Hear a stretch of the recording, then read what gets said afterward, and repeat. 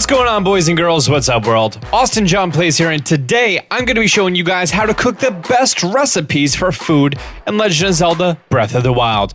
I'm not going to be talking about the bad foods or going over roasting food that's just throwing it on a fire without actually cooking it, or elixirs in this video because, let's face it, you want to save all those monster parts to get the dark armor. Am I right? Ha! Nope. Grab a cooking pot that magically fills with water and ingredients, and let's go.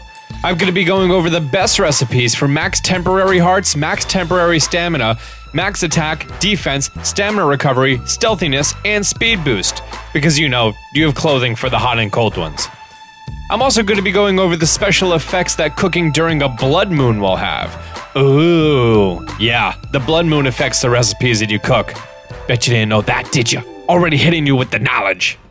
I want to say that your main focus of benefit-enhancing food should not be hearts. That's what you have apples, birds, and meat for. You're going to have those for hearts, and you're going to have these for benefits. Keep in mind, cooking food with different benefits will cancel out the benefits, so only go for one at a time. Every food item can be placed into a grade, and the more food that you have of a higher grade, the better, but not always. Also, I've done experiments for cooking with reloading my save file for about 5 hours to come up with this list. So be sure to drop a like and show your appreciation for my hard work and dedication. It's easy, just click it, I'll wait. 5 seconds. 5 seconds for 5 hours of gameplay, then editing and recording sounds fair, right? Great. First, a little disclaimer about critical cooking. There's a slight chance that when you cook something, it'll be a critical cook and it'll have a boosted effect. When the cook animation is done, the sound is going to be slightly different at the end. It's going to have a little bit of a gong sound to it. It's really hard to miss unless you're listening on big speakers, so here's what it sounds like. Turn your volume up.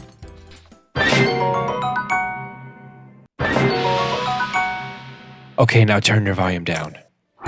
One way to guarantee a critical cook is to cook between the time of 11:30 p.m. and 11:55 p.m. right before a blood moon. You can talk to this guy at the Dueling Peaks stable to find out if a blood moon is going to happen that night.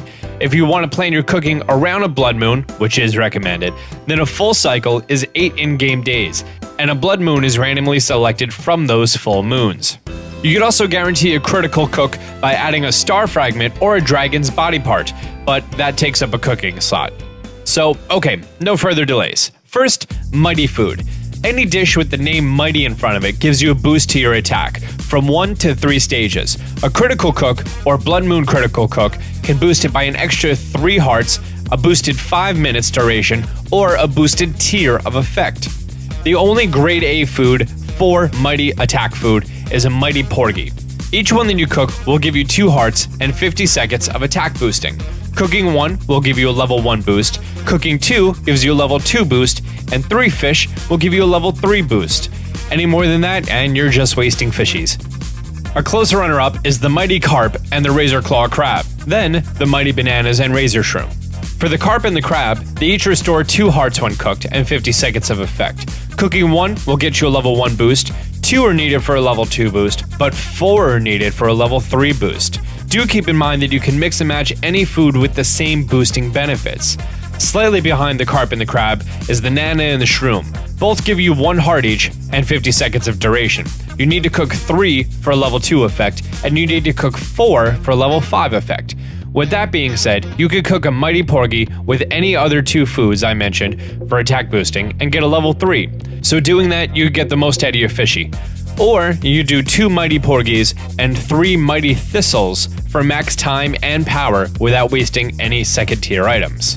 Next is tough food, and this is for a defense boost. It's going to be quite similar to the Mighty category. All the food I'm going to mention in this category is going to give you 50 seconds per item. The best item is the Armored Porgy. You need 3 of these for a full tier 3 defense boost. Just below that is the Armored Carp and the Iron Shell Crab. You'll need 2 for level 2 and 4 for level 3. Slightly below that is the Iron Shroom and Fortified Pumpkin. You're going to need 3 for level 2 and 4 for level 3. Likewise, you could cook an Armored Porgy with any other 2 foods I mentioned here for a defense boost and get it to level 3. Enduring. This is going to be for an extra stamina wheel, or 2. There are only 2 items found in this game that give you that bonus, and in order of awesomeness, the Endura Carrot and the Endura Shroom. Each of these recipes will replenish your stamina, so you should use them wisely when you're in a pinch. Each Endura carrot will give you 4 hearts and 40% of an additional stamina meter. So 2 for 4/5, 3 for 1 1/5, 4 for 1 3/5, 5 for 2 full stamina wheels. The Endura Shroom will only give you 1/5 of a stamina wheel until you cook 4, and then it's 2/5 of a stamina wheel. So Endura carrots are the best for stamina wheels. They can be found behind the Great Fairy near Kakariko Village. However, you may only want to cook one at a time. Each one that you eat is going to give you full restoration of your stamina wheel plus 2/5. Energizing is to replenish your lost stamina. Keep in mind that you cannot over-replenish your stamina, so you may not want max stamina regeneration. A grade A item for this is the Samanoka Bass. Each one is going to restore 2 hearts, and cooking 1 replenishes 1 full stamina circle. 2 gives you 2 1/5 stamina circles, and 3 gets you 3 full circles. Below that is the Bright Eye Crab and Courser Bee Honey. Each one gives you 2/5 of a circle and 3/5 for every one after the first. So 2 for 1 circle, 3 for 1 3/5, 4 for 2 2/5, and 5 for 2 4/5. Staminella Shrooms restore a small amount, 1 for 1/5, 2 for 2/5, 3 for 4/5, 4 for 1, and 5, 1 2/5. I know it's weird, right? So for this, you may want to have lots of smaller items.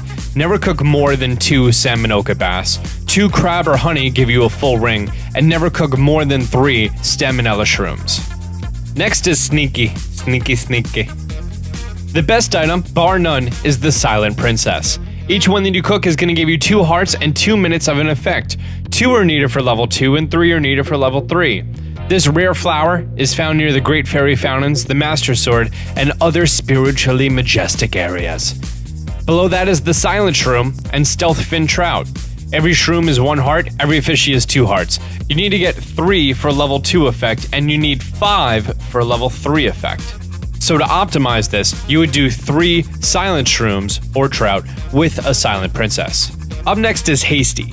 For this, it's all about the Fleet Lotus Seed. You need 3 for level 2 and 4 for level 3. The Rush Room is the only other item that provides a speed boost, but you need 5 of them to even hit level 2.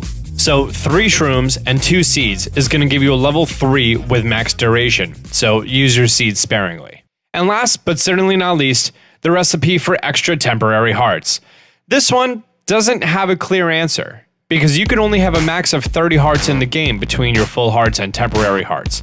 So at early levels, yeah, you'll be trying to max them out as much as possible, but later in the game, you'll need to cook your temporary hearts more strategically to utilize the ingredients the most. The grade A item here is the Big Hearty Radish, gives you 5 hearts. Grade B is the Big Hearty Truffle, the Hearty Durian, and the Hearty Salmon. Those are 4 hearts each. Grade C is a Hearty Radish for 3 hearts. Grade D is a Hearty Bass for 2 hearts. And Grade E is the Hearty Truffle for 1 heart. So the most hearts you could possibly have with 5 Hearty Radishes is 25 temporary hearts. But if you have any more than 5 in-game, you're just going to be wasting your radishes. Also, one super important thing to note here is that every one of these ingredients will give you full restoration of your hearts. So if you have a total of 25 full hearts and you're down to your last heart, a single cooked truffle will restore all of your health and give you a temporary heart. So for later in the game, that might definitely be a good strategy. So now to recap everything. You want attack? 3 Mighty Porgies. And then for the other 2 slots, throw in some Mighty Thistles for max duration. Defense? 3 Armored Porgy and throw in 2 Armoranth for duration. 2 of each of those fish can be found in the very bottom right of the map in the small pond island to the right of Eventide Island. You want extra stamina? Cook as many Endura carrots and shrooms as you get your hands on, but separately. Gotta go fast? 3 Rush Shrooms and 2 Lotus Seeds. Want to be as quiet as Big Boss? That's a Metal Gear Solid reference. 3 Silent Shrooms or Stealth Fin Trout with a single Silent Princess. You want to fill your stamina or want extra hearts? Screenshot this clip right here. Boop. So there you have it, ladies and gentlemen, your official Austin John Plays cooking guide strategy for Legend of Zelda Breath of the Wild. Until I started writing this, I was just cooking stuff aimlessly. If you want a guide on elixirs, let me know in the comment section down below. I didn't think it was necessary because I sold all of my monster parts to be able to get the Dark Link armor. Let's see if we get this video to 5,000 likes. If you're new to the channel, be sure to subscribe and turn on notifications. Till next time, Austin John out.